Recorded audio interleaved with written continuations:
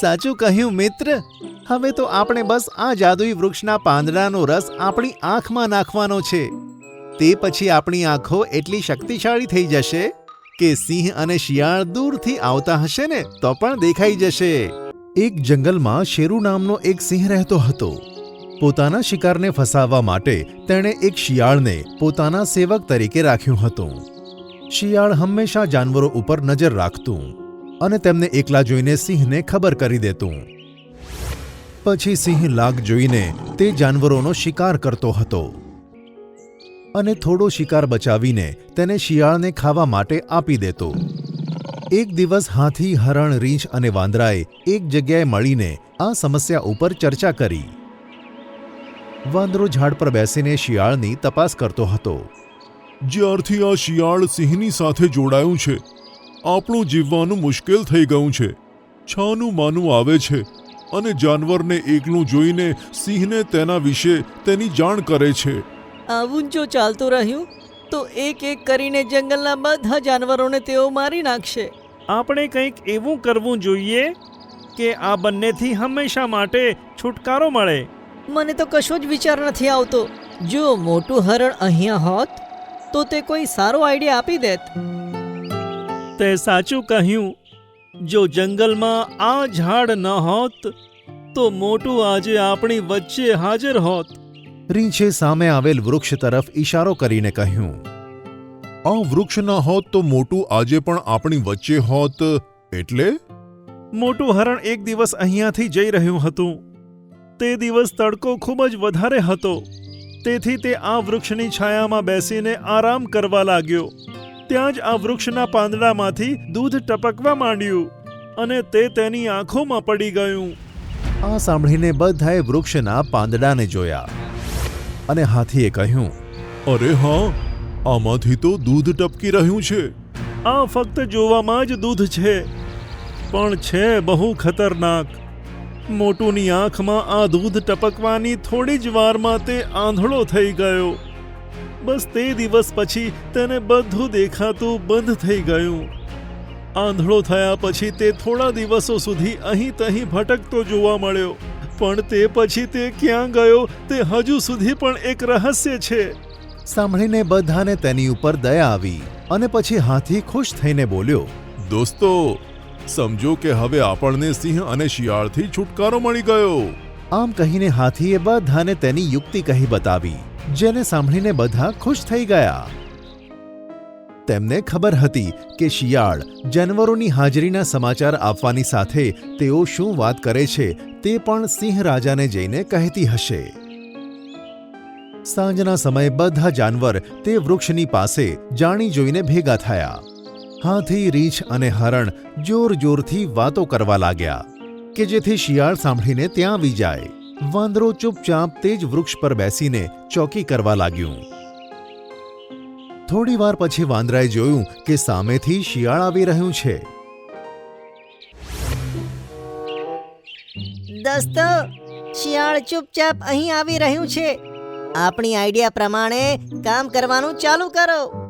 તેની વાત સાંભળીને તેઓ વધુ જોરથી હસવા લાગ્યા. જેને સાંભળીને શિયાળ વધુ ઝડપથી તેમની પાસે આવ્યું. એક જગ્યાએ સંતાઈને તે બધાની વાતો સાંભળવા લાગ્યું. મિત્રો, આજ પછી ક્યારે પણ આપણે તે શિયાળ અને સિંહ રાજાના હાથમાં નહીં આવીએ. હવે આપણા હાથમાં આ જાદુઈ વૃક્ષના પાંદડા આવી ગયા છે. સાચું કહ્યું મિત્ર. હવે તો આપણે બસ આ જાદુઈ વૃક્ષના પાંદડાનો રસ આપણી આંખમાં નાખવાનો છે. તે પછી આપણી આંખો એટલી શક્તિશાળી થઈ જશે કે સિંહ અને શિયાળ દૂરથી આવતા હશે ને તો પણ દેખાઈ જશે. આ સાંભળીને શિયાળ ખુશ થયું અને બોલ્યું, આ લોકોની યુક્તિ ક્યારે પણ તેમને બચાવી નહીં શકે. હા, કહીને શિયાળ ત્યાંથી ભાગ્યું અને સિંહ પાસે જતું રહ્યું. તેના જતા જ વાંદરાએ વૃક્ષ પરથી બૂમ પાડી, મિત્રો, આપણી ચાલ કામયાબ થઈ રહી છે. શિયાળ અહીંની વાત સિંહને બતાવવા માટે જઈ રહ્યું છે. આ સાંભળીને બધા જાનવરો ખુશ થયા અને આસપાસની ઝાડીઓમાં જઈને સંતાઈ ગયા. ત્યારબાદ શિયાળ સિંહની સાથે ત્યાં આવ્યું અને હાથી તેમને જોઈને ચૂપ થઈ ગયો. મને બતાય કે તું કયા જાદુઈ વૃક્ષના પાંદડાની વાત કરતો હતો જેના દૂધથી આંખની દ્રષ્ટિ વધી જાય છે? વૃક્ષના પાંદડા? દૂધ? આ તમે કેવી વાતો કરી રહ્યા છો? વધારે હોશિયાર બનવાની જરૂર નથી. મેં મારા કાને સાંભળ્યું હતું કે જે તમે વૃક્ષ વિશે કહી રહ્યા હતા. આ સાંભળીને હાથીએ કહ્યું, હવે તમે સાંભળી જ લીધું છે તો હું બતાવી દઉં છું. આ જે વૃક્ષ છે ને તેના પાંદડામાંથી એવું દૂધ ટપકે છે જેને આંખમાં નાખવામાં આવે તો આંખોની દ્રષ્ટિ ખૂબ જ વધી જાય છે. અત્યાર સુધી જેટલા પણ જાનવરોએ આ દૂધને તેમની આંખોમાં નાખ્યું છે તેઓ તમને બંનેને દૂરથી જોઈને જ ભાગી જાય છે. એટલે તો હું અહીંયા એકલો ઊભો છું. હવે તમારી કોઈની ચાલ ચાલવાની નથી. હું આના દૂધને મારી આંખમાં પણ નાખીશ. પણ સિંહ રાજા, તમે તેને આંખોમાં કેવી રીતે નાખશો? તેની ડાળખી કેટલી ઊંચી છે અને તમે ત્યાં સુધી કેવી રીતે પહોંચશો? હું આ જંગલનો રાજા છું, સમજ્યો? આમ કહીને સિંહે વૃક્ષ પર બેઠેલા વાંદરાને કહ્યું, વાંદરા, જે વૃક્ષ પર તું બેઠો છે તેની એક ડાળખી તોડીને નીચે ફેંક. સાંભળીને વાંદરાએ માથું હલાવ્યું અને એક ડાળખી તોડીને નીચે ફેંકી. હાથી, હવે આના રસને મારી આંખમાં નાખવાનું કામ તારે કરવાનું છે. તમે બસ તમારી બંને આંખો ખોલો. હું તેના પાંદડાને સરસ મસળીને તેમાંથી દૂધ નીકાળું છું. સાંભળીને સિંહે કહ્યું, જલ્દી કર. આ સાંભળીને હાથી વાંદરા તરફ જોઈને મલકાયો અને પછી તેણે જમીન પર પડેલી ડાળખી તેની સૂંઢમાં ઉઠાવી. તેમાં ઘણા બધા પાંદડા હતા. હાથીએ તેને સિંહની આંખો ઉપર લઈને તેને એવી રીતે નીચોડી કે એક મોટું ટીપું સિંહની આંખમાં પડ્યું. પછી તેણે વધુ રાહ ન જોતા બીજી આંખમાં પણ તેનું એક ટીપું નાખી દીધું. મહારાજ, કેવું લાગી રહ્યું છે? બહુ જ સરસ, ઠંડુ ઠંડુ, કુલ કુલ. સિંહે કેટલોક સમય આંખો ખોલી નહીં અને તેની ઠંડકનો મજા લેતો રહ્યો. પછી અચાનક તેની આંખોમાં બળતરા થવા લાગી અને તે જોર જોરથી ગરજવા લાગ્યો. આ શું છે? બહુ જ બળતરા થઈ રહી છે. મને કંઈ દેખાઈ પણ નથી રહ્યું. હવે બધા જાનવર જે સંતાયેલા હતા તે બહાર આવ્યા. સિંહે આંખો તો ખોલી દીધી પણ હવે તે આંધળો થઈ ગયો હતો. તે અહીંયા તહીંયા અથડાતો અને પછી પડી જતો, પછી ઊભો થઈને ગર્જના કરતો. આ બધું જોઈને જાનવરોને ખૂબ જ મજા આવી રહી હતી. આ બધું શું છે? તેમને કંઈ દેખાતું કેમ નથી? આ બધી અમારી ચાલ હતી, તમારા બંનેથી છુટકારો મેળવવા માટે. હવે આ ક્યારેય જોઈ નહીં શકે અને તું ક્યારેય પણ અમારી ચાડી નહીં કરી શકે. કહીને હાથીએ શિયાળની ગરદન તેની સૂંઢમાં દબાવી અને પછી વાંદરાએ શિયાળની આંખોમાં પણ તે જ દૂધનું ટપકું નાખી દીધું. હવે તે બંને આંધળા થઈ ચૂક્યા હતા અને બધા જાનવરોએ તેમને તેમના હાલ પર છોડી દીધા. ત્યારે હાથી બોલ્યો, કેમ મિત્રો, અક્કલ મોટી કે સિંહ? સાંભળીને બધા જાનવર જોર જોરથી હસવા લાગ્યા અને ખુશી મનાવવા લાગ્યા. તમે તો બાળકો છો ને બાળકો જ રહેશો. તમને તો બસ ખાવાની જ પડી હોય છે. અરે કીડા તો આપણે એક દિવસમાં ખાઈને પતાવી દઈશું, પણ જીવતા રહેવા માટે તો ખેતી કરવી પડશે ને, જેથી આપણે ચોમાસામાં આરામથી બેસીને ખાઈ શકીએ. ઝિલમિલ અને કુમકુમ ચકલીઓ બંને સગી બહેનો હતી.